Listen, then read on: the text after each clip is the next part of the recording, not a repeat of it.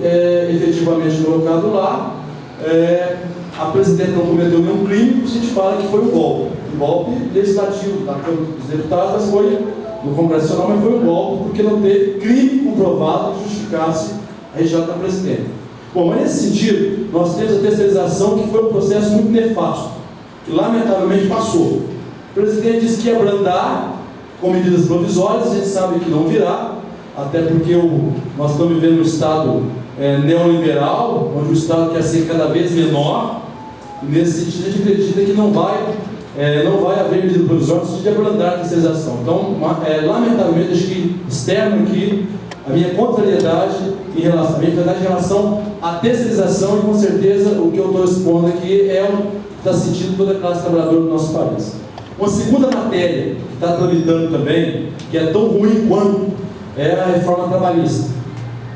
A reforma trabalhista já tem data, o relator disse que apresenta o parecer no dia 12.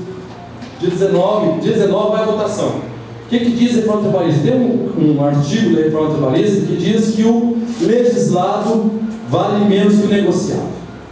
O que significa? Nós sabemos que em momentos de crise, e mais uma vez, eu tenho que entender a questão do capital, as crises vêm e vão, o trabalhador fica fragilizado. Para se manter o emprego, ele aceita negociar direitos trabalhistas. Pode ser que a entidade sindical, na mesa com o patrão, para negociar, fica muito fragilizado. Então, olha, eu não tenho condição de pagar, por exemplo, 13º. Vou ter que parcelar, ou vocês aceitam, ou eu vou ter que demitir. Como o negociado vale sobre o legislado, mas esse terceiro é lei. Sim, mas o artigo que diz que o negociado vale sobre a lei, se for negociado, eu posso utilizar. Então isso deixa o trabalhador numa dificuldade muito grande. Então nós temos também que lutar contrário à reforma trabalhista. E por fim, e a cereja do bolo da maldade, a reforma da Previdência. Primeiro, o governo justifica que é necessário fazer a reforma da Previdência porque a Previdência é quebrada. E nós temos, primeiro, dizer que isso não é verdade. A Previdência é suplementária, ela tem saldos positivos. O que ocorre que o governo está colocando na conta é entender que Previdência não é só a aposentadoria, está na conta a saúde e a assistência social. Nesse sentido, existem impostos específicos para esse fundo. Vou citar o exemplo CONFINS. Só o CONFINS arrecada 260 bilhões. Só que esse dinheiro não vai para a Previdência. O governo criou a ADRU, e tem todos os segmentos, tem na educação, tem na saúde, tem na Previdência também, que foi aumentado de 20% para 30%. Então 30% do bolo arrecadado, o governo tem livre manejo sobre ele, e é utilizado para pagar juros da dívida pública. E isso, evidentemente, não entra na conta da Previdência. E a outra questão também, só para dar um exemplo, os trabalhadores rurais que conquistaram merecidamente o direito, até hoje, ainda é assim, de se aposentarem com 15 anos, desde que atestem contribuição de 2,3% do valor da produção, e mulheres com 55 anos e homens com 60 anos. Nesse sentido, a aposentadoria rural arrecada 7,2 bilhões e custa 102 bilhões para os costos públicos. Isso é assistência, e o governo joga na conta da Previdência. Os benefícios de continuar como LOAS, por exemplo, que está ameaçado, são aquelas pessoas que têm uma renda per capita inferior a R$200, olha só, inferior a R$200, que recebem um auxílio aí, ou inválido sobre o acidente, mas não contribuiu, não teve carteira assinada, mas que depende da ajuda do governo para sobreviver. Isso é LOAS. A pessoa recebe um salário mínimo, e isso vai para a conta da Previdência. Isso não é Previdência, isso é assistência social. Só que tudo vai na conta da Previdência, mas mesmo assim, ela ainda é superavitária.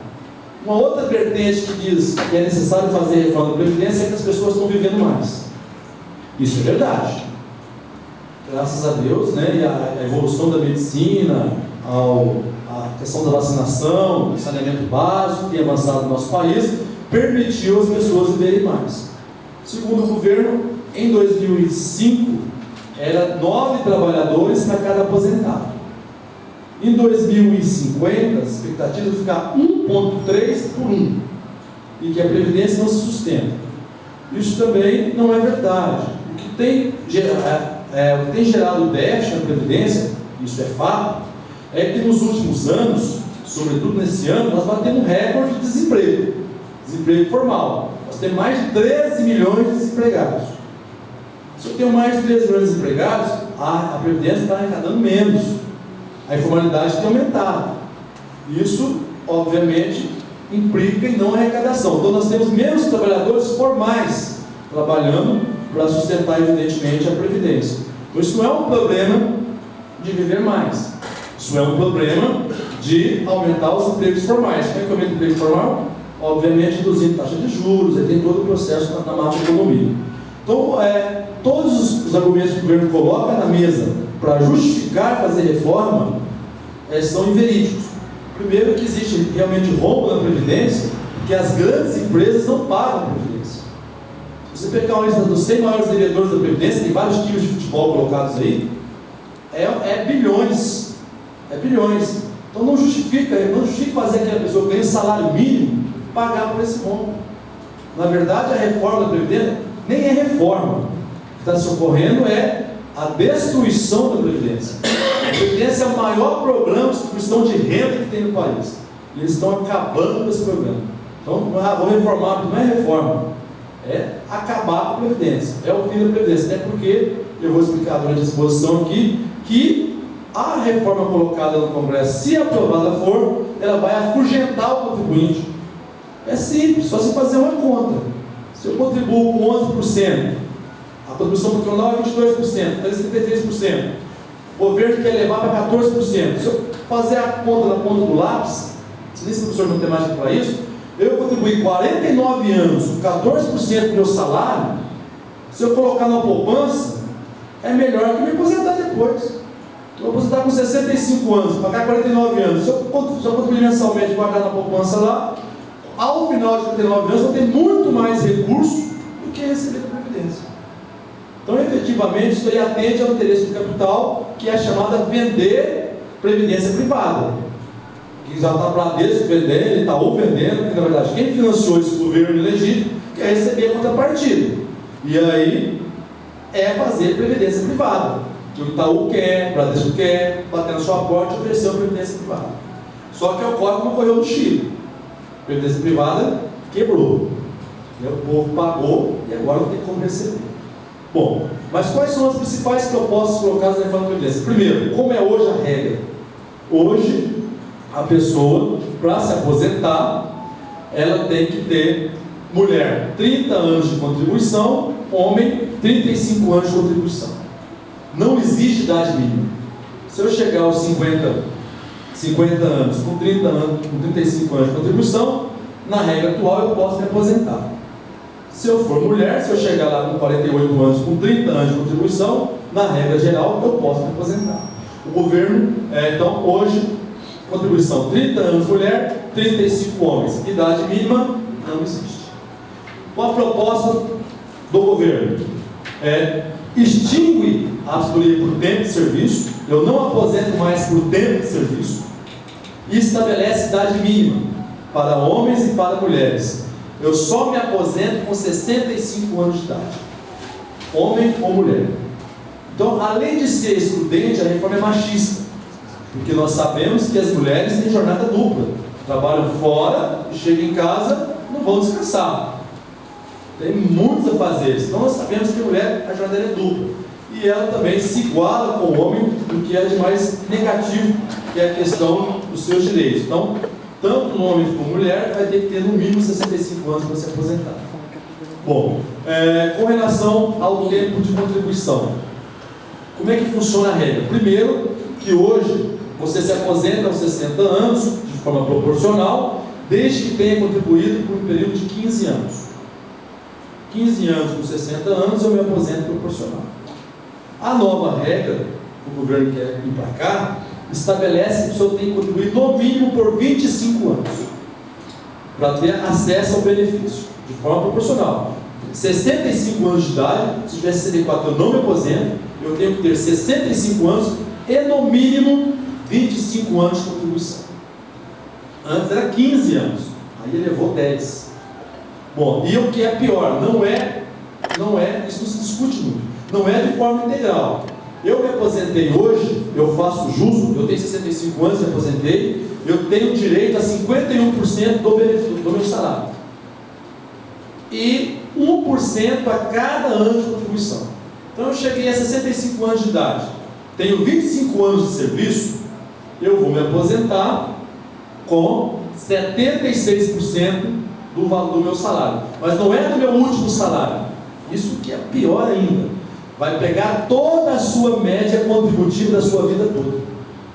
Todos nós aqui, quando temos primeiro emprego, geralmente é de contínuo, de office boy, de auxiliar. O primeiro emprego sempre é salário mínimo. Se você se formou, se especializou e conseguiu um emprego melhor, está ganhando melhor nos últimos anos de contribuição, seu subsídio vai puxar para baixo, porque o seu primeiro salário lá, que é o salário mínimo, vai entrar na conta. Vai pegar toda a sua média, vai pegar toda a sua vida contributiva. Eu comecei com 16 anos com salário mínimo. Esse seu salário mínimo aos 16 anos vai contar o seu benefício de aposentadoria e vai puxar a sua média para baixo. Ou seja, eu 25 anos de serviço, 65 anos de idade, eu me aposento com 76% de toda a minha vida contributiva, puxando o salário lá para baixo. Bom, se eu quiser me aposentar com 100%, eu tenho que contribuir. Bom, se eu aposento com 65 anos com 51% e 1% a cada ano de contribuição, para chegar no 100%, eu tenho que contribuir 49 anos. A conta é muito simples. Olha na sua carteira, quantos anos você tem de carteira assinada? Eu tenho 30 anos e 60 de idade. Se você quiser chegar até os 100%, está te faltando 19 anos. Ou seja, nós sabemos, e eu sou professor de geografia, que a expectativa de vida no Brasil, em alguns lugares, não chega a 65 anos. Então as pessoas vão trabalhar até morrer e não vão se aposentar. E o que é pior, existem serviços braçais que são serviços pesados. Vou dar um exemplo clássico do servente pedreiro. Qual é a empresa que vai contratar um servente pedreiro com 64 anos de idade? Com 60 anos de idade? Não vai ter como. Essa pessoa não vai se aposentar porque não vai ter emprego. Outra questão também importante de frisar aqui. Isso quebra, inclusive, o pacto geracional. Qual que é o pacto geracional? Uma geração trabalhar para sustentar a outra. Se eu vou permanecer na escola até 65 anos, eu não abro vaga para quem está formando entrar. Isso aumenta o desemprego. Eu permaneço no cargo, eu não abro vaga para quem está chegando. Isso aumenta ainda mais o desemprego. E nós sabemos também que as questões relacionadas ao mercado de trabalho, sobretudo a iniciativa privada, são muito específicas. O profissional hoje com 55 anos, 60 anos, é considerado velho no mercado. É difícil a empresa que contrate. Então a pessoa não vai ter como chegar à idade mínima para se aposentar, porque não vai ter tempo de contribuição. Se ela chegar aos 65 anos de idade com 20 anos de contribuição, não se aposenta. Porque é necessário ter 25 anos de contribuição. E quem vai empregar uma pessoa com 65 anos de idade para ter mais 5 anos de contribuição para chegar aos 25? Essa é a grande questão. É impossível. Os trabalhadores rurais. Hoje, mulher 55 anos, homem 60 anos. Com 15 anos de contribuição, não necessariamente INSS. A contribuição no valor de 2,3, o valor da produção do lote ou da terra que ela prestou serviço, que ela é assentada.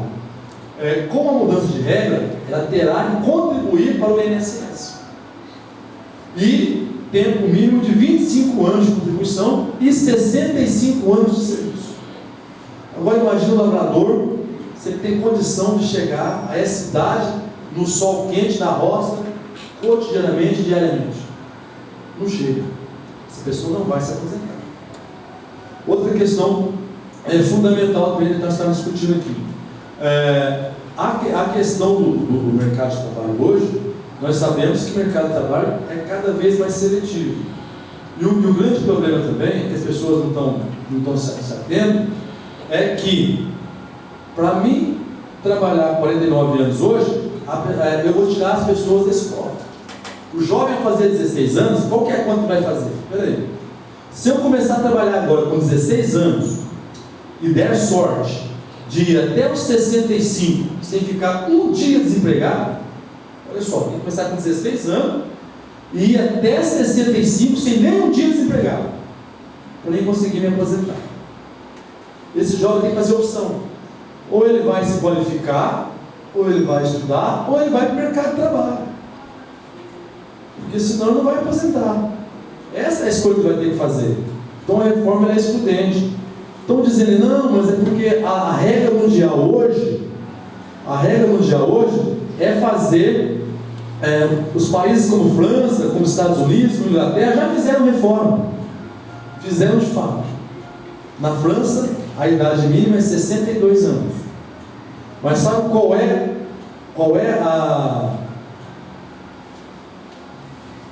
a idade que eles começam a trabalhar lá? Primeiro, lá eles se qualificam, terminam o colégio, terminam a faculdade e entram no mercado com 26 anos, 27 anos. Começam a trabalhar nessa idade. Qual é a idade que o brasileiro começa a trabalhar? É muito mais novo. É 18, 16, 15. Tem crianças de 12 anos vendendo picolé para baixo para cima aí. Ou seja, a realidade nossa é bem diferente. Como são as condições de trabalho aqui no Brasil e como são as condições de trabalho lá? São bem diferentes. E qual é o benefício lá e qual é o benefício aqui?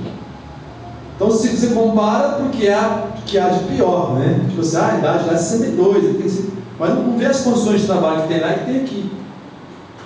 Sem dizer que tem países como o Canadá que é 60, países como a Noruega que é 55. Então, o máximo lá é 62 anos. Então, colocando aqui acima do máximo lá, com as condições de trabalho totalmente adversas. Portanto, esse debate aqui é importante que nós estamos fazendo.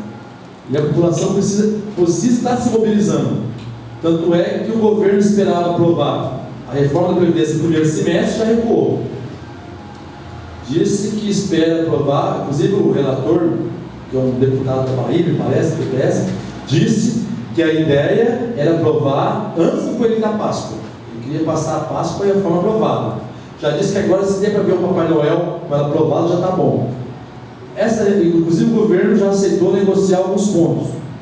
Não se trata aqui de política, se trata aqui de, na verdade, garantir um direito de humanidade. Porque se está ruim agora, com essa reforma vai ser pior, e quem vai pagar é a classe mais pobre. É realmente a classe trabalhadora, a mais humilde, que vai pagar pela reforma da Previdência. Então nós não temos que reformar, nós temos que rasgar essa proposta. Mas aí não vai ter condição de pagar os benefícios futuros, não vai ter dinheiro para pagar a aposentadoria. Nós já provamos, inclusive, estou dizendo aqui, embasado em documentos, os auditores fiscais nacionais, os auditores fiscais, que comprovaram que a Previdência não está quebrada. Porque o que ocorre com a Previdência realmente caiu muito. Tem que ser sincero com vocês aqui. A arrecadação da Previdência despencou. Mas mesmo assim ainda é superficitária. O que ocorreu, que ela despencou, foi em função do desemprego. O desemprego aumentou, a arrecadação cai. Se você fizer reforma, o rombo vai aumentar. Porque eu vou chegar no meu patrão, patrão, não assina minha carteira não. Esses 33% que você tem que pagar para a Previdência, 11.022 seu, me dá em dinheiro, que eu vou fazer uma poupança para mim, eu fico na legalidade, que é muito melhor do que eu pagar 49 anos e receber 1 ou 2 anos de volta. É essa a avaliação que as pessoas vão fazer. Só que efetivamente o governo não está olhando para essa lógica. Outra questão importante é que houve várias manifestações, sobretudo de servidores públicos municipais e estaduais. O governo, no primeiro momento, disse o quê? Não, servidores municipais e estaduais estão fora da reforma. Isso não é verdade. Por que não é verdade? Primeiro, nós somos 5.600 tantos municípios, dos quais apenas 2.000 têm regime próprio. Eu não sei se o Prado tem regime próprio de Previdência.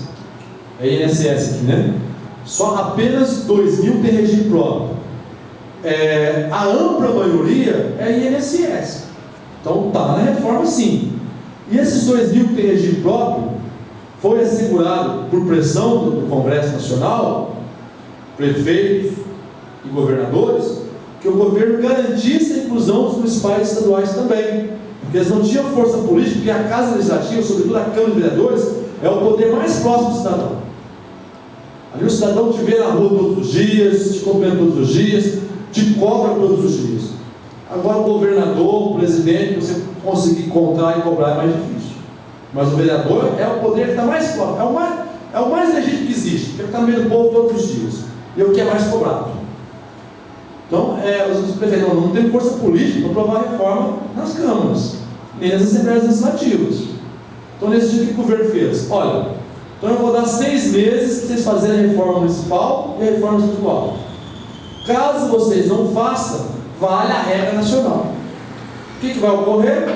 Governadores e prefeitos não vão fazer, não vão enviar projetos de reforma para as câmaras e assembleias, vão deixar vigorar na nacional. E com isso o presidente esperava o quê? Tirar a pressão do Congresso para poder aprovar a reforma. Só que não funcionou. A pressão aumentou, intensificou, e aí o governo recuou no calendário. Estava previsto para ser votado dia 28, primeiro turno, e dia 6, que é hoje, segundo turno, e não houve votação, e o projeto está suspenso. Não foi retirado da pauta, está suspenso. Foi feito na pauta, mas não foi engavetado. Ele está suspenso. Então, nesse sentido, a mobilização das câmaras, dos trabalhadores e trabalhadoras de maneira geral, ela é fundamental. Ela é fundamental. Porque se aprovar, é o que eu sempre digo, se aprovar essa reforma da Previdência, essa reforma trabalhista, nós vamos entrar para a história como a geração que acabou com os direitos do trabalhador. Nós não podemos pegar essas coisas. Porque é muito nefasto. Nesse sentido, aproveitando que eu estou aqui na casa do povo, na Câmara, pedir aos senhores vereadores que encaminhem, até conversei com o vereador João Carteiro, é importante que todas as câmaras estão fazendo isso, que encaminhem um ofício, que todos vocês aqui têm um deputado, baixo um deputado, que vai votar a reforma da Previdência. Inclusive, eu vou citar aqui, sem ser leviano, porque eu conversei com o deputado, são vários deputados da região, um deles é o tenente Lúcio, que era favorável à reforma da Previdência, ele ia votar a favor da reforma da Previdência, mas depois que nós mobilizados, dialogamos com ele, conversando com a nossa, se o senhor votar na reforma da Previdência, o senhor não tem reeleição no que vem, porque é isso que é colocar. Quem votar a reforma da Previdência não vota para a Câmara ano que vem. E aí ele já mudou de postura, você vai votar contra. Então esse trabalho nós temos que fazer, nós temos os deputados a votar contra a reforma da Previdência. Tem, por exemplo, Marcos Montes, que é favorável, tem a Elton Freire, que está em cima do muro. Então esses deputados precisam se posicionar, e tem que se posicionar do lado do povo, porque o presidente Temer, ele já não vai ser candidato a mais nada, ele está cumprindo um papel, que é o papel de fazer maldade. Ele já não tem interesse político, ele quer, se conseguir, chegar ao final de 2018. Mas os deputados, eles têm pretensão política, todos eles, ou a grande maioria, é candidato no ano que vem, e o povo precisa saber como está votando os deputados. E votar na reforma da Previdência é dar um tiro de misericórdia na classe trabalhadora, por vários motivos. Primeiro, que ninguém se aposenta mais, pouquíssimas pessoas se aposentam na regra nova. Segundo, que destrói o principal mecanismo de distribuição de renda no nosso país. Eu estou dizendo isso porque eu tenho na própria família pessoas que vivem de benefícios, que serão cortados. Quem é um pouco mais vai se lembrar, na época do Fundo Rural, que chamavam. As pessoas se aposentavam pelo Fundo Rural, era meio salário mínimo. Isso na Constituição ficou proibido. Ninguém tem benefício menor que o salário mínimo. Querem voltar à desvinculação do salário mínimo. Ou seja, querem voltar a pagar benefício de meio salário, de um quarto salário. Isso é um assalto à classe trabalhadora. Já não pode permitir. Então, nesse sentido, nós estamos mobilizados. Inclusive, vocês têm greve em todo o país. Começou no dia 15 de março, uma greve nacional no Parlamento da Educação contra a reforma da Previdência. E tem uma greve geral, onde o Brasil inteiro vai parar no próximo dia 28 para sepultar de vez a reforma da Previdência. E essa luta é de todos nós. Porque, vou dizer mais, os pequenos municípios, quem é que sustenta a economia dos pequenos municípios? São os aposentados. Tem estudos aí do GES que mais de 3 mil municípios vivem dos aposentados. Porque é o aposentado que pega o benefício, que compra do comércio, que muito sustenta a família, tem filhos, netos, sustentado por aposentadoria. Então, se você tirar esse benefício, você quebra vários municípios. Portanto, do ponto de vista econômico, é prejudicial. E não estou dizendo isso, são municípios de todo o país que vão quebrar, sobretudo as regiões mais pobres. Aqui mesmo no Prata vai ser simplificado, porque eu tenho certeza que muitos aposentados gastam a aposentadoria aqui, movimento do comércio aqui, gira a economia aqui. Então, tirar essa fonte de renda é estrangular a economia. Portanto, mas peraí, tem regra de transição. Como é que funciona a regra de transição? O governo, inclusive, disse no jornal hoje, vocês acompanharam, que aceita mexer na regra de transição. Bom, como é que funciona a regra de transição? Se eu sou homem com 50 anos, eu vou entrar na regra de transição. A regra de transição, ela só me dá o direito a ter acesso ao benefício, mas o cálculo do benefício já é na regra nova. Bom, como é que funciona a regra de transição? Eu tenho 50 anos, iria me aposentar, tenho 50 anos, 33 anos de contribuição. Faltaria 2 anos para me aposentar. Terá os 55 anos de contribuição e me aposentar igual regra. Pela regra de transição, eu tenho que trabalhar 50% a mais. Então, se me faltam 2 anos, eu vou trabalhar mais 1 ano, 3 anos. Vou ter 36 anos de serviço, e aí 51% mais 36, 87%. Eu vou me aposentar com 87% do valor de toda a minha vida contributiva. Ou seja, a regra de transição, ela também é nefasta, porque ela te dá acesso ao benefício, mas você já entra no cálculo novo do valor do benefício. E as pessoas se organizam, se preparam para ter um final de vida tranquilo. A aposentadoria é planejada, a pessoa planeja a vida inteira. Quando eu me aposentar, eu vou fazer isso. Aí, faltando 2 anos para me aposentar, vem alguém e me tira esse direito. Portanto, a regra de transição também é nefasta, porque ela tira o direito da pessoa que se planejou a vida toda para ter esse benefício. O que é pior, atualmente eu posso acumular benefícios. Minha esposa faleceu e me deixou uma pensão. Trabalhou a vida toda e faleceu e deixou uma pensão. Na atual regra, eu posso receber a pensão, posso me aposentar e receber tanto a pensão quanto a minha aposentadoria. Na regra nova, proíbe. Eu vou ter que optar, tem que fazer opção. Ou eu continuo recebendo pensão, ou eu me aposento. Peraí, então se eu recebo uma pensão e eu não posso mais acumular, não faz sentido eu contribuir. Para que eu vou contribuir? Para retirar dinheiro da Previdência. Então, a pessoa contribuiu a vida toda, deixou uma pensão, um benefício, e aí ela não vai poder mais acumular, vai ter que fazer opção. E o que é pior, a pensão deixa de ser integral. Porque hoje, a pessoa ao falecer deixa a pensão integral dos seus proventos para o seu, beneficiário. A pensão deixa de ser integral. Ela passa a ser 50%, é o valor da pensão. Se eu tenho um salário de R$1.000, eu vou deixar R$500 de pensão para os meus beneficiários e 10% para cada dependente. Se é uma pessoa que tem 3 filhos, o esposo mais 3 filhos, ela vai deixar 50%, que é o valor que deixa normalmente, mais 10% do dependente. Então, 4 dependentes, 50 mais 40, 90%. As pessoas vão receber 90% do valor total do benefício. Só que o filho, quando terá 18 anos, ele perde os 10%, mas não passa os 10% para o cônjuge. Não passa. Os 10% desaparecem, cai para 80%. Mais um filho ficou de maior, diminui mais 10%, cai para 70%. O outro filho ficou de maior, cai para 60%. E o benefício fica só de 60%. Então, na verdade, eu diria, sem medo de errar e sem medo de ser leviano, que essa reforma proposta ela é uma apropriação indébita.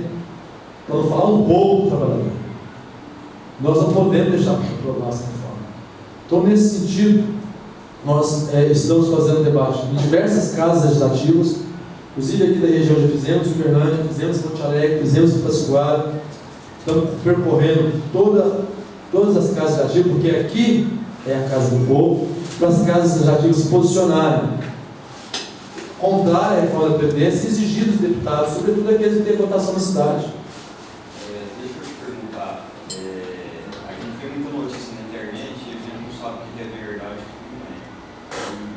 Você disse aí por a mesa, tem várias empresas também que falam que tem vários partidos que devem o INSS. A gente sabe que essa dívida veio acumulando há décadas.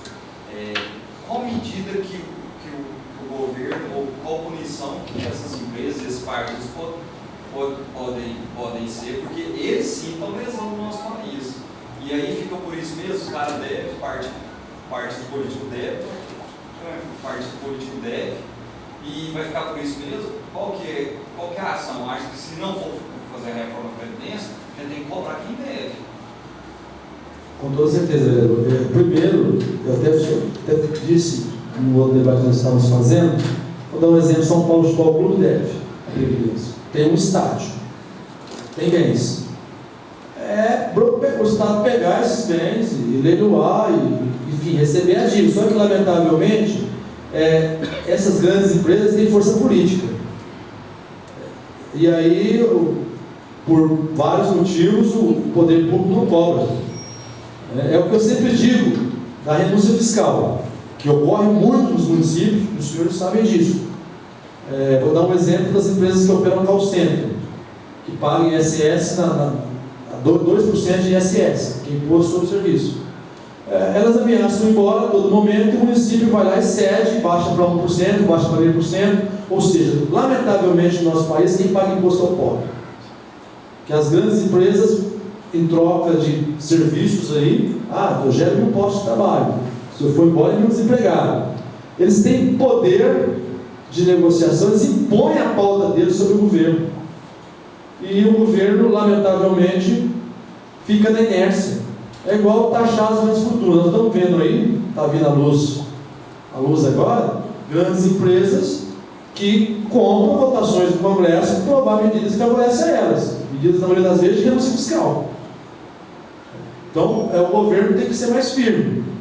Só que, lamentavelmente, ainda hoje, eu costumo dizer isso com tristeza, ainda hoje, depois de 500 anos, o poder econômico ainda impera. Eu particularmente, sou a favor de benefício fiscal para que empresas possam vir para a cidade. Só que a partir do momento que você passa por um projeto na Câmara Municipal, renunciando certo ISSN, algum imposto nesse sentido, mas que ela seja obrigada a pagar os outros impostos normalmente, porque também, vamos dar um exemplo aí, que a gente não vai trazer uma empresa aqui, não vai cobrar o imposto dela, a gente vai gerar aqui 1.000 empregos, numa cidade igual o Prado. É muito viável, porque o dinheiro vai circular, o cara vai estar pagando imposto na loja, vai estar pagando imposto na farmácia, e aí vai, eu acho que o benefício é viável. Só que a gente não pode começar pelo caminho de, não pode beneficiar para a gente desenvolver o município, mas a gente tem que cobrar os benefícios do trabalhador. Eu acho que uma coisa é uma coisa, outra coisa é outra coisa. Eu também concordo.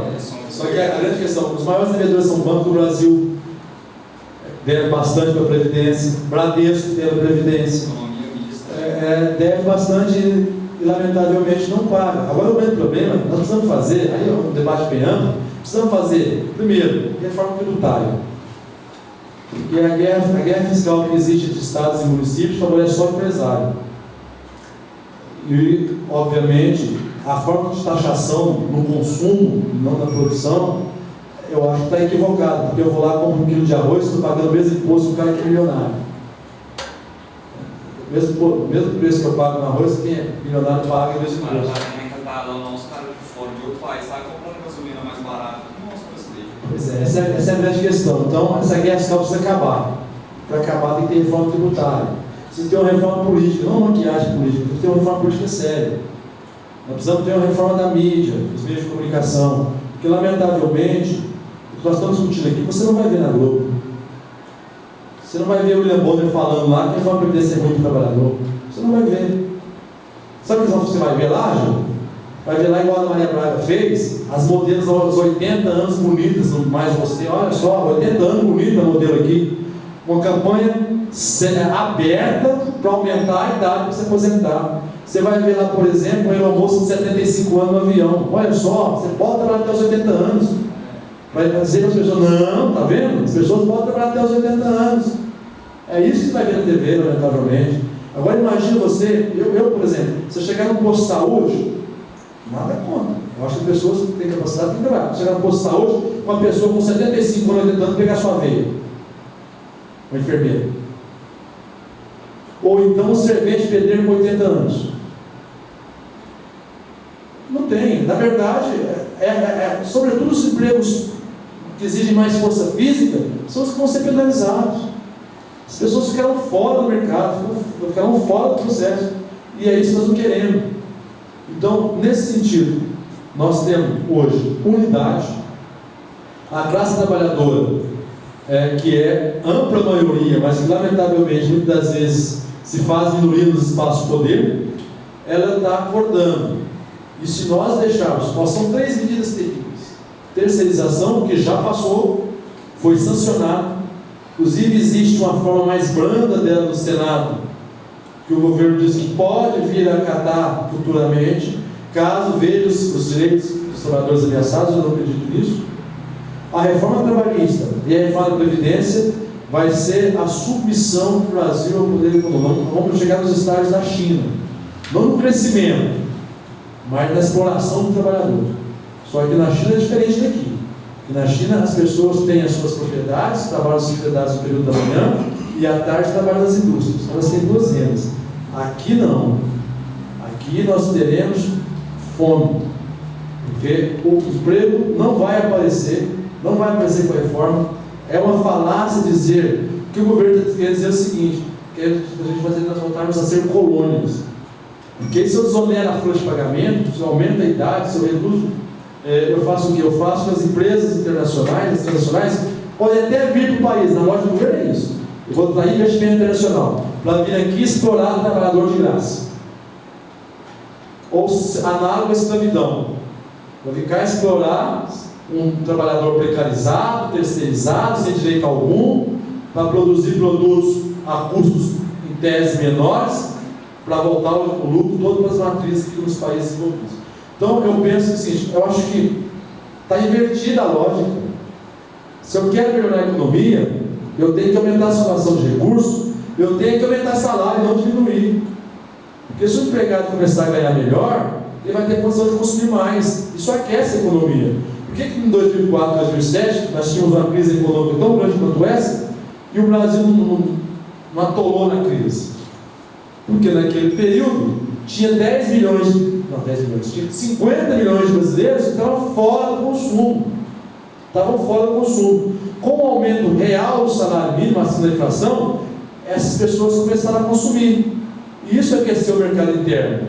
Aí o Brasil não ficou dependente do mercado externo. O que ocorre agora? Esse povo que estava lá chegou, não tem mais 35 milhões para buscar, ficando dependente do mercado externo e aí entra na crise. Tanto é que vocês podem olhar nas ruas aí, eu sempre faço essa comparação. Antes você via muito Fusquinha, muito Chevette, não é? Poucas pessoas tinham carro, poucas pessoas tinham casa, e hoje não. Hoje você vê todo mundo tem carro, mais ou menos razoavelmente novo, as pessoas tiveram acesso à moradia, isso girou a economia.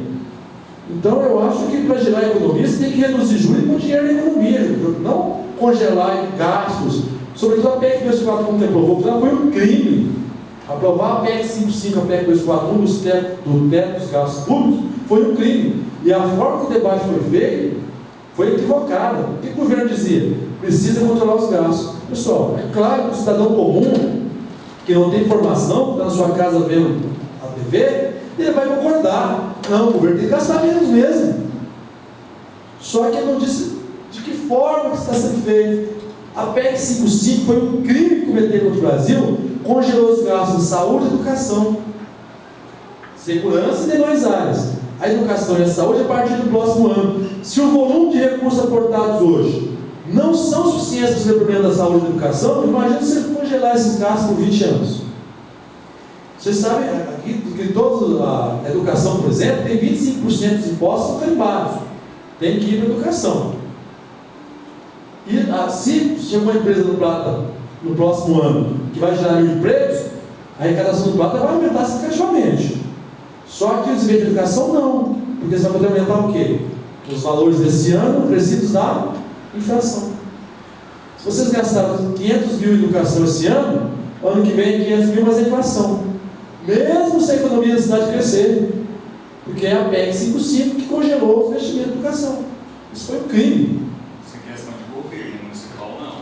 Isso foi um crime. Mas acaba, o governo agora, todo ente federal deve ao governo federal. Aí o governo federal faz o quê? Para renegociar dívidas de estados e municípios, te obriga a seguir o ajuste fiscal que coloca. Então, nós temos que discutir uma série de coisas. O pacto federativo, porque na verdade o município é quem está próximo do cidadão e fica o bolo menor vai para o governo federal, e o cidadão vai aqui, não está lá, porque o cidadão não vem cobrar do presidente, do governador, cobrar de vocês aqui. Quando falta remédio no postinho de saúde, ele não quer saber se é o governo estadual ou federal, não, é aqui que tem que resolver. É o prefeito, é o vereador que tem que resolver. Ele bate aqui. Ele não vai lá no Congresso da Assembleia bater. E vocês ficam com o bolo menor de recursos. Então está tudo invertido essa lógica. E agora, um foco aqui, eu acho que queria abrir uma pergunta para o debate, ficar só falando. Eu acho que é importante é os senhores vereadores se posicionarem. É isso que o povo quer lá fora. Que os senhores se posicionem contrário a essa reforma nefasta. E o poder legislativo, a Câmara tem muito, muito poder. Inclusive, eu estive andando nas escolas do Plata, eu sou sindicato de professores, e os professores aqui, os trabalhadores aqui, querem esse posicionamento da Câmara. Posicionamento oficial contrário à reforma da Previdência. Até porque, vocês estão pelo placar, hoje o número de deputados contrários já é significativo. Parece que 250 deputados, 251 deputados já se posicionaram contra, tem 92 favoráveis, uns 70 indecisos e os outros que não foi encontrado. Mas enfim, porque a sociedade está fazendo debate. Nós estamos andando nas feiras, nos terminais, nas ruas, as pessoas estão tomando consciência que a reforma da Previdência, se aprovada for, é o fim da aposentadoria, é trabalhar até morrer sem se aposentar. E não é um benefício, a pessoa contribui, é dela. Todos os meses ela tem descontado o salário dela, está lá em INSS. Ela está pagando hoje para usar amanhã. E ela não tem o direito de usar, é um calote, é um crime. Então, portanto, a reforma tem que ser barrada. Independente da coloração partidária, todo mundo tem que abraçar. Porque é o povo que vai sofrer. É o povo que vai sofrer. Então, nesse sentido, fica aqui a título de sugestão, para encaminhar, que a Câmara se posicione contrária à reforma da Previdência. Todas as câmaras municipais têm feito isso. Porque quando o senhor lá com 64 anos de idade perdeu o emprego para se aposentar, ele vai vir bater aqui. Ele vai vir bater aqui. Então, nesse sentido, é necessário se posicionar firmemente contrário à reforma da Previdência. Houve um recuo, e parece que vai ser negociado 8 pontos. Mas, Ronaldo, mas desde o passado se fala da reforma da Previdência. Uma coisa é fazer reforma da Previdência, outra coisa é destruir a Previdência. Está sendo colocado aí a destruição da Previdência. Já que quer fazer uma reforma com qualidade, chama o povo, chama o plebiscito, chama audiência. Vamos fazer diversas audiências públicas, nos diversos espaços, nas câmaras, nas assembleias. Vamos caminhar uma proposta do povo. Vamos fazer auditoria nas contas da Previdência. Se a Previdência tem um rombo, vamos fazer auditoria. Vamos ver onde é que está o rombo. Eu acho que o caminho é esse. Eu queria agora deixar vocês à vontade para fazer perguntas. Ronaldo, eu já encaminhei para o José Roberto, que é nosso secretário aqui, uma lista para colher a assinatura de todos os vereadores que interessar assinar. E a gente está propondo aí segunda-feira, fazer um requerimento aí com a assinatura de todos os vereadores também para aprovar aí em plenário aí.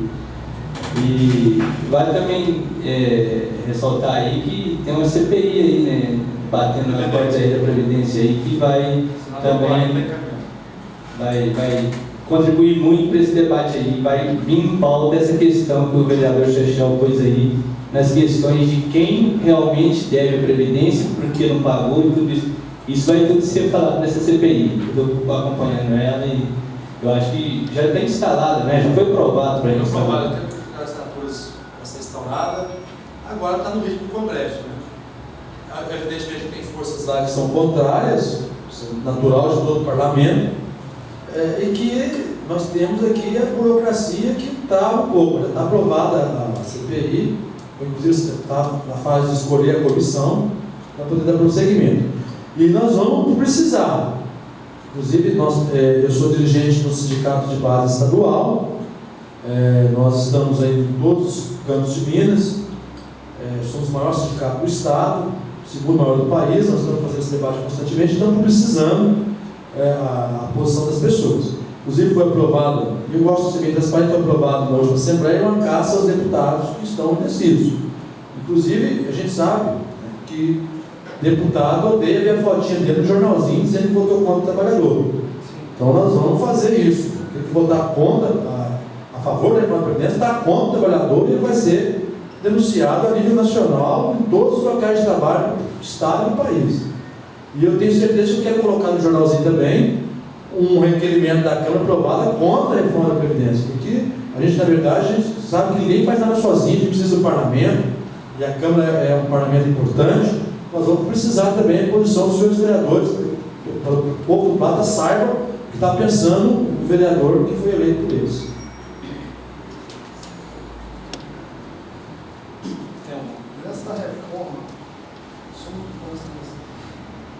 Nessa reforma da Previdência,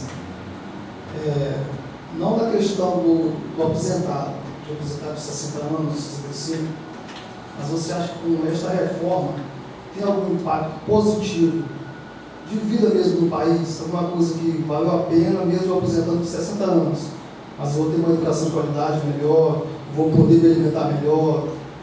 Não? Eu tenho total certeza que não. Você não vai ter uma melhora na sua vida. Muito pelo contrário, você vai 65 anos, está claro isso? Diz o governo que não abre mão. 65 anos no mínimo e pronto. Não vai porque, veja bem, o problema não está na Previdência. O problema está no pagamento dos juros da dívida pública. Mais de 50%. A Previdência chega a 10% do orçamento. O grosso do orçamento é para pagar a dívida pública, é juro do banqueiro. Então, se você fazer a reforma da Previdência, significa mais dinheiro para a saúde, não significa mais dinheiro para a educação, não significa mais dinheiro para a assistência social. Muito pelo contrário. É para fazer superávit primário, para pagar juros. Ronaldo, essa crise da Previdência, quem causou ela? Foi o governo? Desde quando? Por que esse alto índice de desemprego no país hoje? É uma consequência, o governo abriu as torneiras e descontrolou tudo, e aí houve essa crise, que houve o golpe, e agora quem que é o culpado? Primeiro, dizer o seguinte, a Previdência é o que nos fazem, volto a dizer, a Previdência não é deficitária. Hoje, ela arrecadou no último mês de fevereiro, que é o que tem os números, a quantia de 76 bilhões e gastou 68 bilhões. Então sobrou uns 8 bilhões a mais. Ela passa a ser deficitária, inclusive o jornal hoje disse, tem que tomar cuidado com o que a Globo diz. A Previdência teve déficit histórico, recorde, 13,5 bilhões. O que eles colocam na conta? Não é só. O que é Previdência? É você arrecadar quem está pagando e pagar os aposentados. É quem está trabalhando sustentar quem está aposentado. Isso ia superavitário. Só que ele joga na conta o quê? Benefício de assistência social. Eu tenho aqui um problema de assistência social que eu dou uma ajuda para um asilo, para esse. Ele joga na conta da Previdência. Não é Previdência, isso é assistência social. Eles colocam na conta da Previdência. Saúde, coloca na conta da Previdência. Certo? Então, por que eu vou dizer que vai piorar se passar a reforma? Porque hoje nós temos quase 14 milhões de desempregados. Emprego formal, carteira assinada, 14 milhões de desempregados. As pessoas não estão de tudo à toa, estão na informalidade. Ou está vendendo uma coisa ali, vendendo uma coisa aqui, ou montou um negócio aqui, está na informalidade. Se você aprovar a reforma da Previdência, você vai dar um tiro no pé. Você vai aumentar a informalidade. Porque a pessoa vai pensar 3 vezes e não vai querer registrar a carteira. Porque ela não vai querer contribuir para não usar a coisa. Eu vou querer pagar 49 anos para usufruir depois? Então o rombo vem de... Na verdade, a Previdência sempre foi, se pegar os dados, sempre foi superavitária. Nunca teve prejuízo.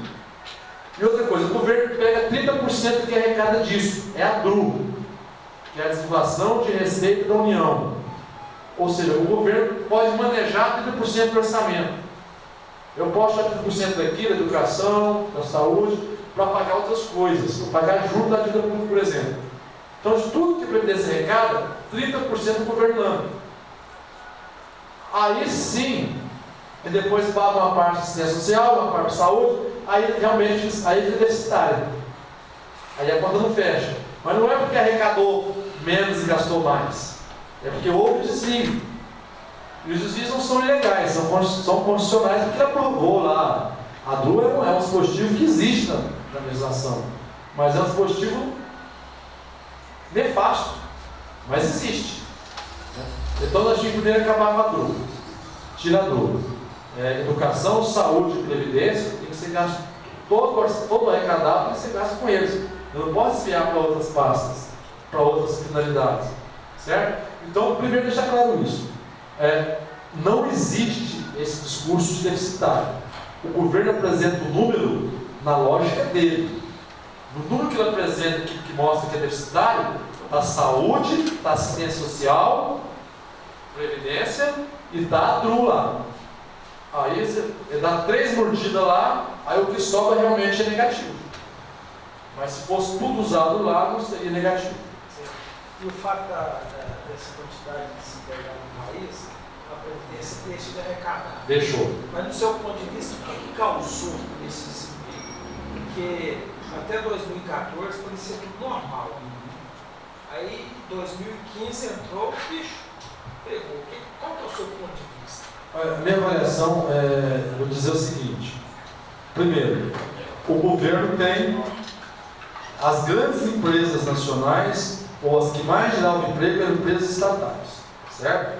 A Petrobras tinha um peso muito grande na economia do país.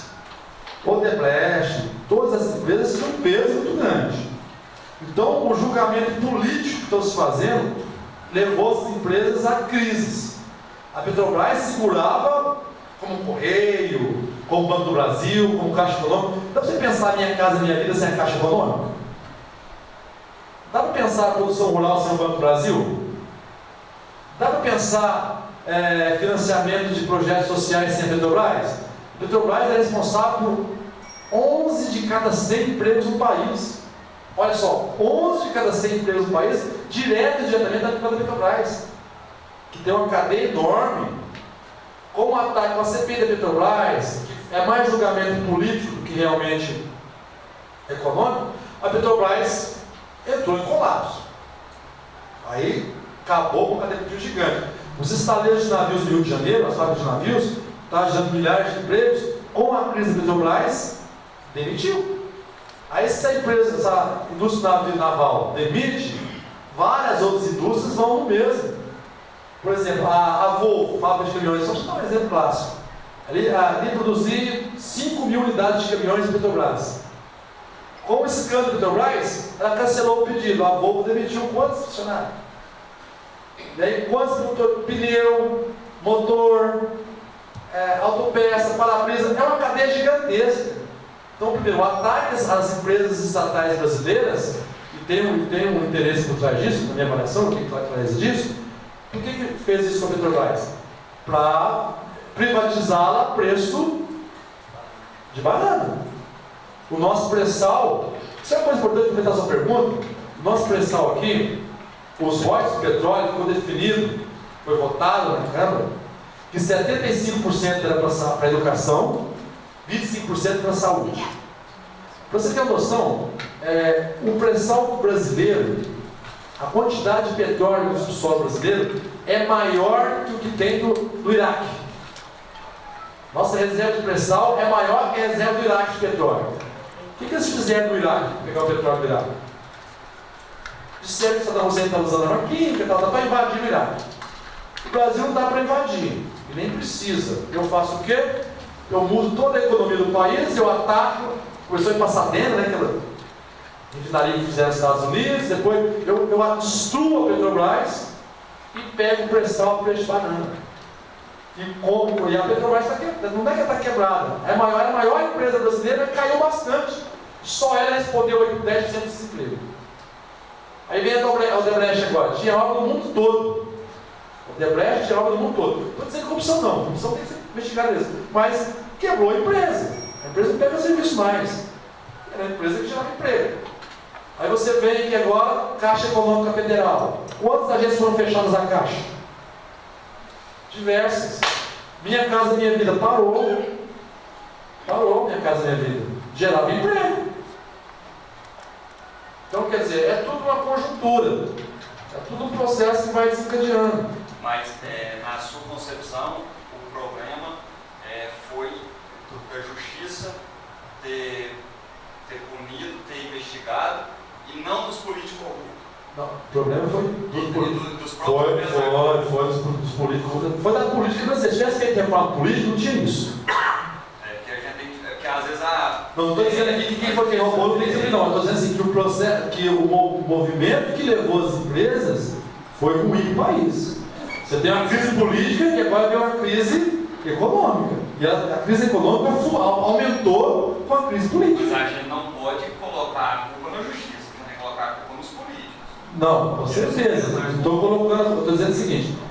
Mas tem que ter essa diferenciação. Claro. Porque no início dos fala, você começou a falar que era um julgado político. É por isso que deu essa. Se for avaliar, pessoal, aí eu não quero entrar no debate partidário, mas se nós formos avaliar, investiga só um lado, o outro lado não investiga. Tem avião aí cheio de cocaína que não tem dono, não aparece o dono, processo de cocaína não tem dono, e aí às vezes, quer dizer, não vou entrar nesse debate, mas sem dúvida quem desviou tem que ser punido. Agora, que foi ruim para o país, economicamente falando, foi. Você acha então que esse mesmo fato que aconteceu com a carne teve esse mesmo tipo de influência? A carne, por exemplo, acharam indícios de irregularidade em 21 frigoríficos, né? São 3.900 frigoríficos no país. Generalizou tudo. Calma, generalizou tudo. Quer dizer, Hong Kong cortou a carne de importação, já voltou. Mas cortou a importação, é ruim para o país ou não é ruim? É ruim. Aumenta o desemprego ou não aumenta o desemprego? Aumenta. Quer dizer, nós temos 3.900 frigoríficos. Você acha que o problema é 21? Quem que sai na mídia? Todos. É um caso, outro caso. O frigorífico. Mas tem mais ou menos, se for olhar, mas não prejudicou só o Odebrecht. Aí as empreiteiras brasileiras todas foram prejudicadas. Não prejudicou só a Petrobras. Aí todas as subsidiárias que prestavam serviço foram prejudicadas. Quer dizer, é um efeito cascata. Você falou da reforma dos meios de comunicação da mídia. Nessa reforma, do seu ponto de vista, a mídia fala o que quer e não prova às vezes nada. Prejudica vários setores. Essa reforma seria para a mídia ter que provar aquilo que ela está vinculando. Não, na verdade é o seguinte, hoje seis famílias controlam a mídia nacional. Eu não posso ficar na mão de 6 famílias. Eu tenho que ter rádio comunitária, TV comunitária, o líder comunitário precisa falar, o sindicato precisa falar, a doméstica precisa falar, e esse não tem espaço. Então precisa, na verdade, você tem que abrir mais canais, tem que descentralizar. Qual é a grande mídia hoje? Folha de São Paulo, Grupo Abril, Veja, Globo, Record, quer dizer, está na mão de 6 famílias. Isso é ruim, então tem que ser mais aberto, tem que ter mais emissoras de TV populares. Democratizar, exatamente. Para que eu possa falar, para que você possa falar, para que você possa falar, que não seja só uma verdade, mas que sejam os diversos lados, os diversos pontos de vista a respeito daquele assunto. Hoje, por exemplo, você vê no Jornal Nacional um trabalhador colocar o pódio dele é muito raro. Muito raro. Então, eu acho que é democratizar o acesso realmente, é colocar. Mas precisa ter feito. Porque quem dá a concessão não é o governo.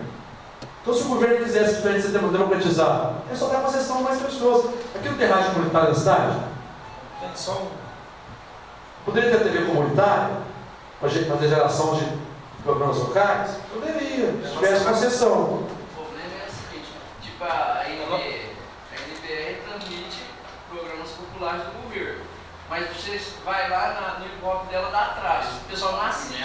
Aí que dá o problema, vai o Jurandir da vida lá falar, ninguém tá vendo. Mas se você, Jurandir, for lá falar que no Pacto você vai falar lá, as pessoas aqui vão te ver. Então, igual, por exemplo. É um assunto de interesse nacional. Mas na verdade é o hábito e o costume. Igual, por exemplo, as redes sociais, pessoal, promoveu uma revolução.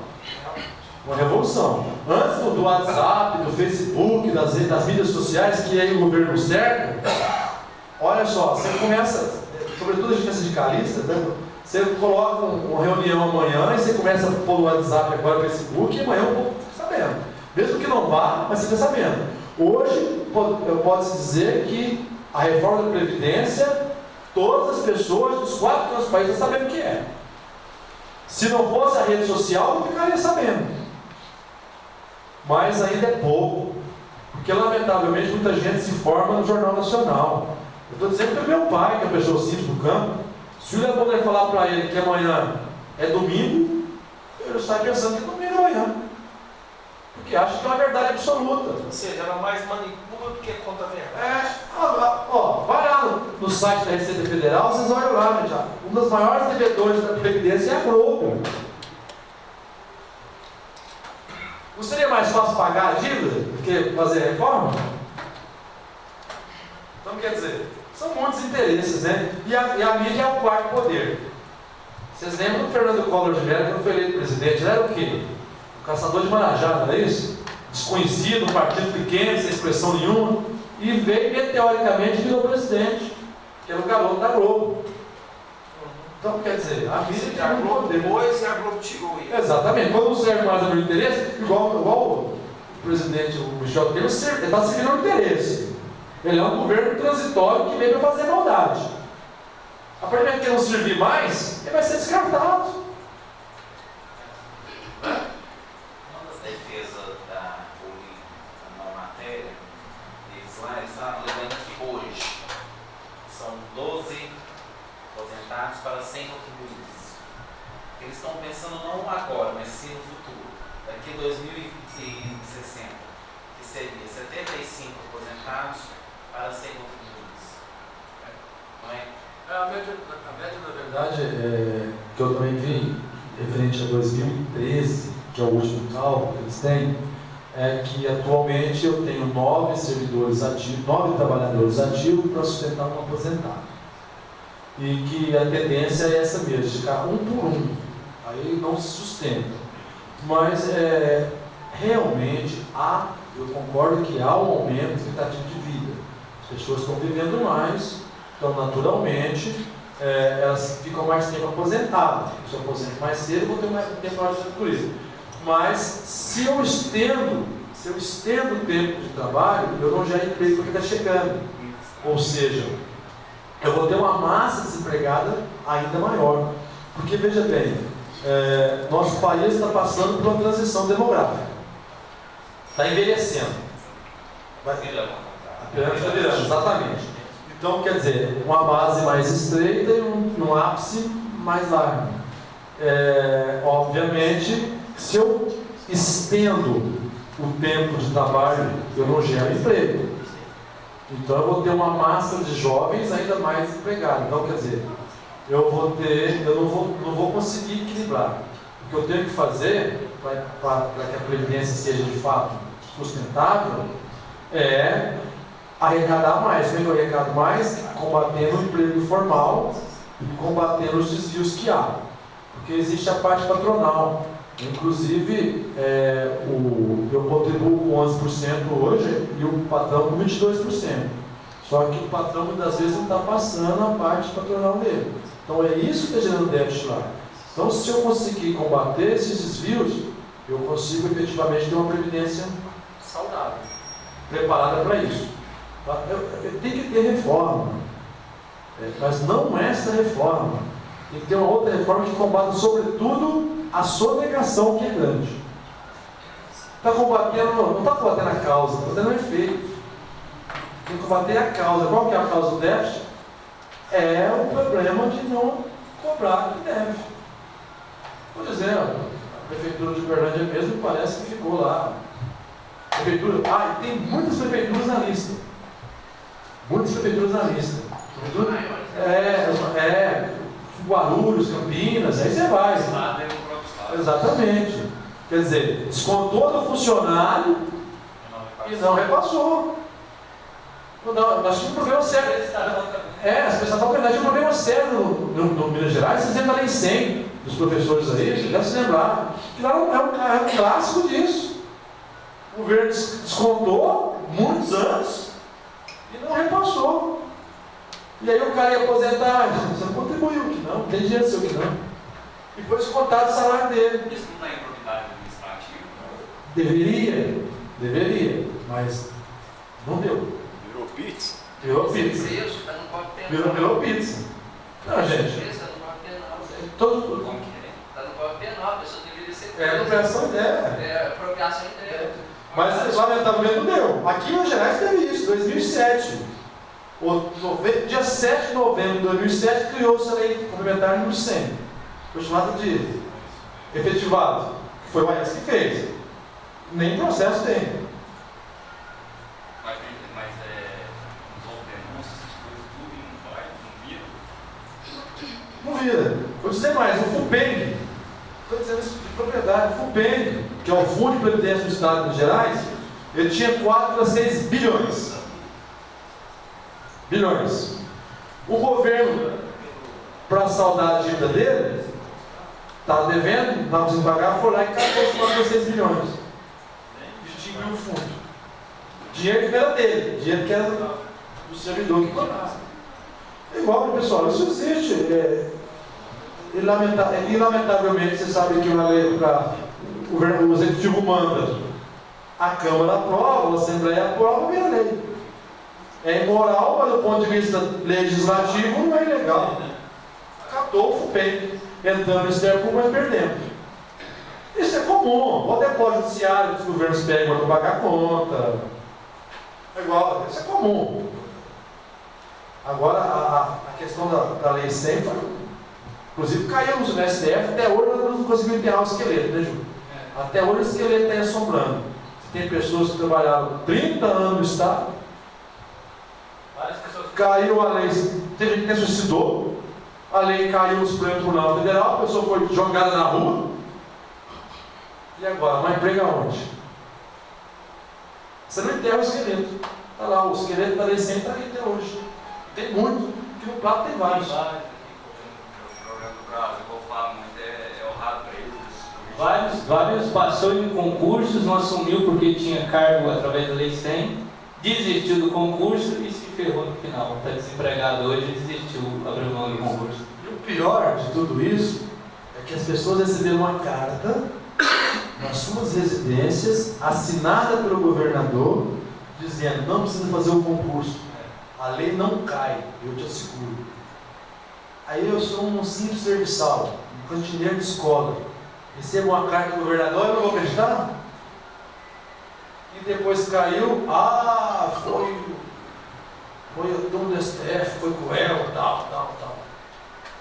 Agora veja bem, como não imputar improbidade administrativa no governo que tem toda uma assessoria jurídica, tem toda uma procuradoria, né? A AGU está lá, a procuradoria está lá, sabia que era ilegal, sabia, e fez, né? Qualquer um de nós aqui sabe que para entrar no serviço público tem que ser através de quê? Concurso público, qualquer um de nós aqui sabe, todos nós sabemos, e o governo não sabia? Mas essas são as aberrações que a gente vê por aí fora.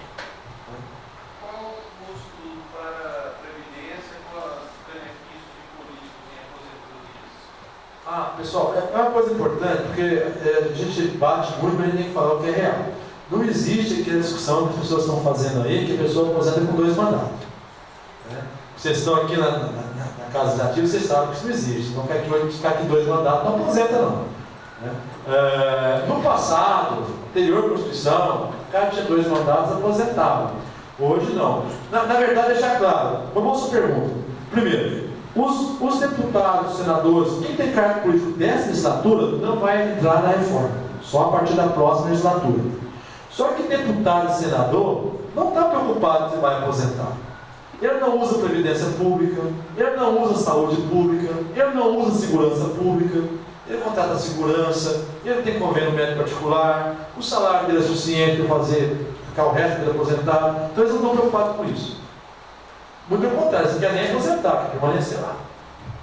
Então, mas os dessa legislatura não entra, da próxima entra. Nas mesmas regras, os mesmos modos. Tá? Cidadão comum. Tem um deputado aí que faz uma previdência privada, que se conseguir ficar quanto tempo lá, e ele vai pagando, depois ele recebe isso durante o resto da vida. E as pessoas confundem isso com aposentadoria. Não é isso, é verdade. Tá? Então, só tem que identificar algumas questões. Então, essa questão basicamente é isso. Obviamente que eles não estão preocupados porque eles dependem disso. Mas eles entram na regra também a partir do próximo legislatura. Outra coisa importante: quem está fora da reforma efetivamente? Está fora policial militar, bombeiro militar e forças armadas. Certo? Agora, Polícia Civil, Polícia Federal, está dentro. Tanto é que eles estão fazendo manifestação. Né? A Polícia Civil e a Polícia Federal está dentro da reforma. Só o bombeiro militar, o policial militar e as forças armadas estão fora. Por isso que a gente fala, por isso que enquanto Se você for olhar no quantitativo, eles são mais. Né? Eles foram espertos. Né? Se você for olhar na lista da base deles, eles são a maioria. Né? A Polícia Civil Federal é menor. Na verdade, os policiais militares ficaram fora porque eles fazem barulho, né? Assim como o governo tentou tirar os municipais, agora tirar o professor bem, que o professor bem faz barulho. Mas, do ponto de vista do governo, quando ele propôs tirar os municipais estaduais, ele queria tirar quem? Policial civil e educação, para aprovar o povão geral. Por isso nós temos que agir enquanto categoria, enquanto classe. Essa luta de classe, é da classe trabalhadora. Eu não posso aceitar eu sair e deixar o outro trabalhador. Porque eu tenho esposa que não é professora, que não é policial, eu tenho filho que não é professor, que não é policial, eu tenho tio que não é professor, que não é policial. Então tem que ser uma luta da classe trabalhadora e não de um ramo da classe trabalhadora. Porque o número de trabalhadores do Estado, como o Estado no Estado, é muito maior do que o federal e tal, então isso aí cresceria muito a luta, né? São 60 mil policiais militares em Minas Gerais, é um efetivo, multiplica isso por 26 estados mais Distrito Federal, e não tem vigias na mão, né, Gil? Tem bala, né? Tem arma e bala, né? Quando a polícia está de greve aí, inclusive no Espírito Santo, estão julgando lá, porque é para dar um sossega-leão mesmo, não prender os policiais. A polícia militar não pode fazer greve, eles chamam de motim, né? Dá um cala-boca. O governo tirou. Só fazer um questionamento com você.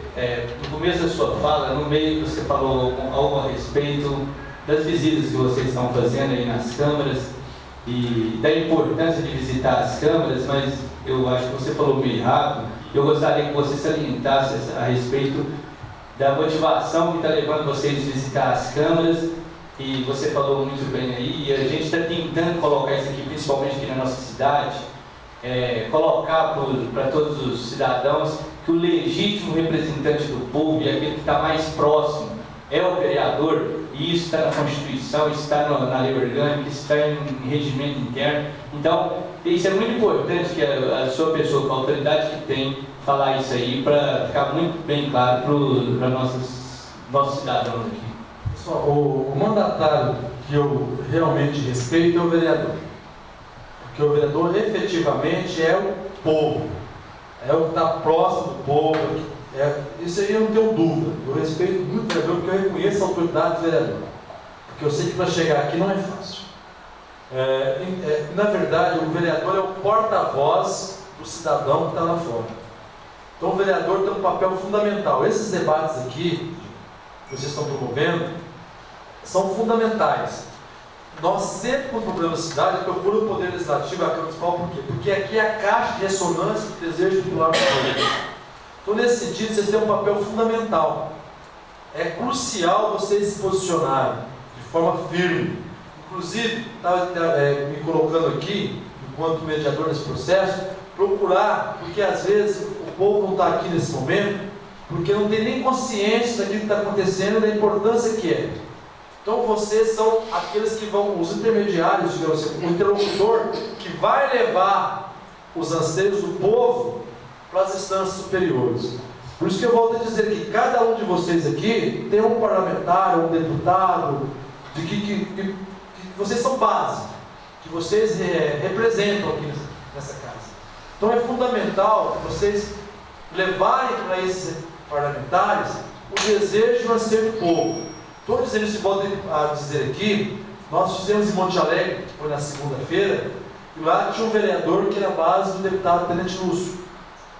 E nós, no debate, disse, olha, nós não cumprimos olha, assuma o compromisso aqui de levar até o deputado a posição contrária do povo de Monte Alegre contra a reforma da Previdência. E amanhã eu dou o devolutivo para vocês. No outro dia, ele foi realmente no deputado e gravou um vídeo. E o Tenente Lúcio era um deputado favorável à reforma. Ele foi lá no deputado, gravou um vídeo, junto ao deputado, eu sou um vereador, estou aqui em nome do povo de Monte Alegre, nós somos contrários à reforma da Previdência e eu quero o posicionamento do senhor. E ele gravou o vídeo dizendo, olha, pode contar comigo, a partir de agora eu sou contra a reforma da Previdência. Então é esse o papel que vocês têm. É um papel mobilizador, é um papel de cobrar dos parlamentares da Câmara Federal o voto contrário à reforma da Previdência. Então, nesse sentido, a Câmara é fundamental. E eu tenho certeza que aqui, eu acho que é importante ver as duas versões, ver os dois lados, porque há debates contrários, debates favoráveis, mas eu posso dizer com toda certeza, conhecimento de causa, a reforma da Previdência, se passar, é um crime. É um crime. Nós não podemos colocar na conta, dizer que aquele discurso simplista de que a reforma é deficitária, porque ela não é deficitária. E quem está dizendo isso não é eu, Ronaldo, não. Quem está dizendo são os auditores fiscais, são as pessoas que controlam a arrecadação e a despesa do governo. Ela é superavitária. Se hoje você trabalhando aí 30 anos, ela é superavitária, imagina trabalhando 49 anos. Aí que vai sobrar mesmo. Agora, se hoje eu contribuo com 11% e ela é superavitária, imagina amanhã eu contribuo com 14%. Porque não quer só aumentar o tempo, quer aumentar a quantidade que eu pago também. Que hoje é 11%, que passa para 14%. 49 anos pagando 14% para receber 3 anos, faz a conta aí. 4 anos ou 5. Então, essa é a discussão, Júlio. Então, o papel de vocês, vereadores, é de ser realmente a voz do povo, de dar voz àqueles que não têm. Isso se chama parlamento. É dar voz a quem não tem. E quem confiou em vocês o voto e, obviamente, a representatividade. Beleza, obrigado. É por isso que eu queria chamar a atenção para isso aí, porque eu, juntamente com vários vereadores aqui, estamos fazendo um trabalho voltado para tentar conscientizar a população que o legítimo representante do povo é o vereador.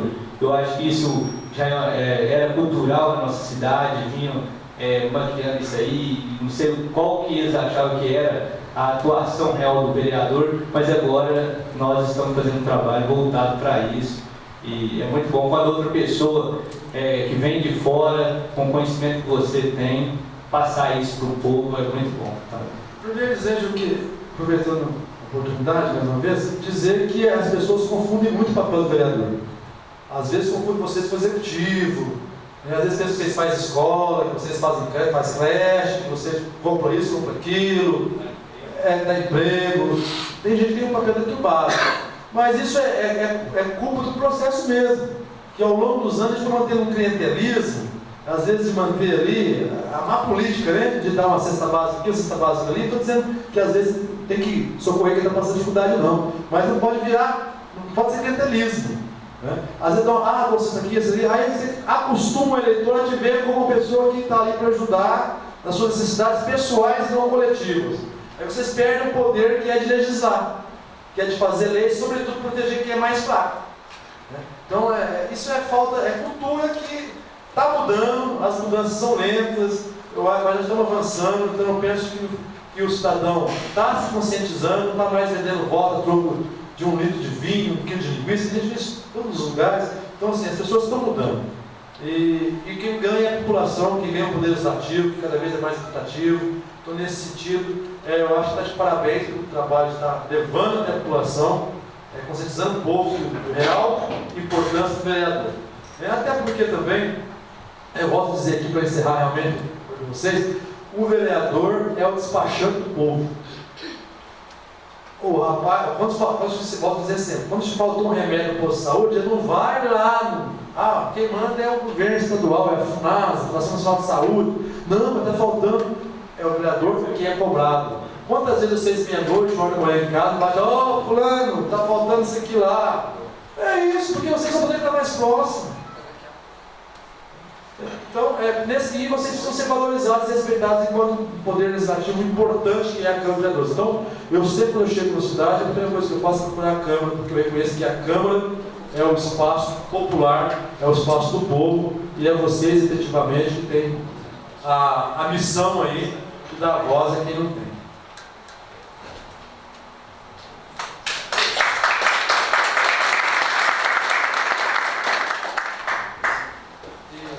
Passar a fala aí com o Calixto aí, rapidinho aí, que ele tem a falar para nós aí. Calixto é meu líder.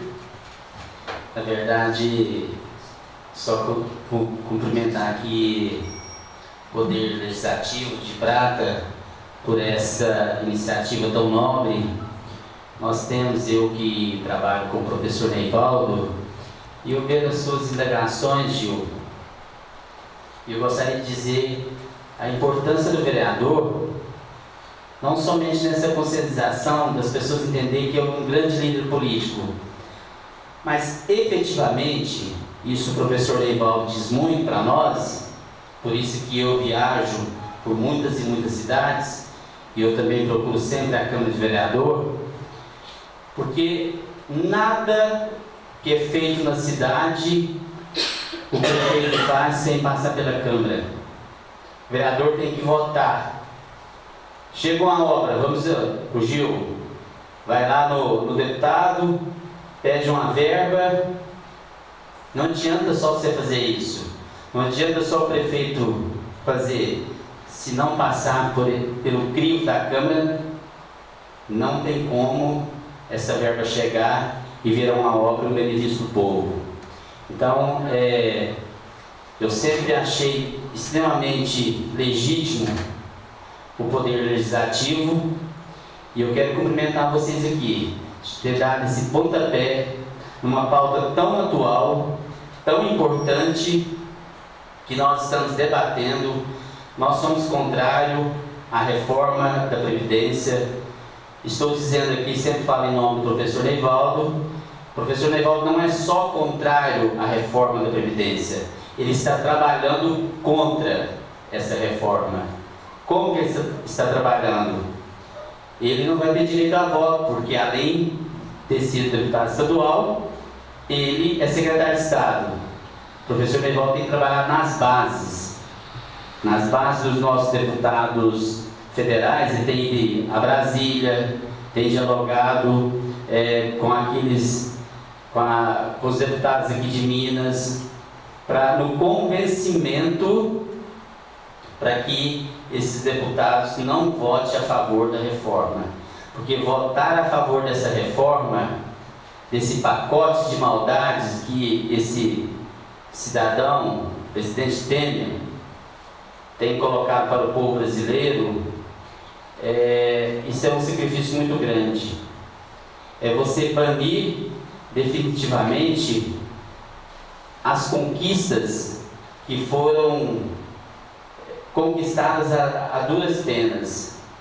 Muitos companheiros e companheiras ao longo da história derramou seu sangue por uma CLT, pelo direito à aposentadoria, por tantos benefícios que os trabalhadores e trabalhadoras do campo e da cidade conquistou, e simplesmente numa canetada ou meramente num voto retirar os direitos daqueles que ainda não têm voz e não têm vez.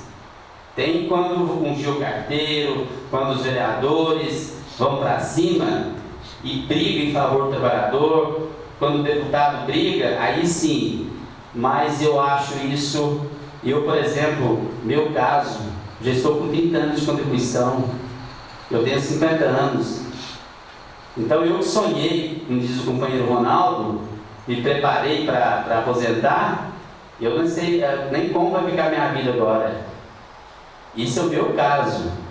Então, na verdade, eu vim só trazer a mensagem aqui. Nós estamos percorrendo, segunda-feira eu vou estar em Campo Florido, estivemos em Campina Verde recentemente, você esqueceu, Turama, Santa Vitória, então Uberlândia. Uberlândia é esse tipo de reunião aqui, tem todos os dias em vários locais. Inclusive esse cidadão aí, o Ronaldo, tem feito esse trabalho.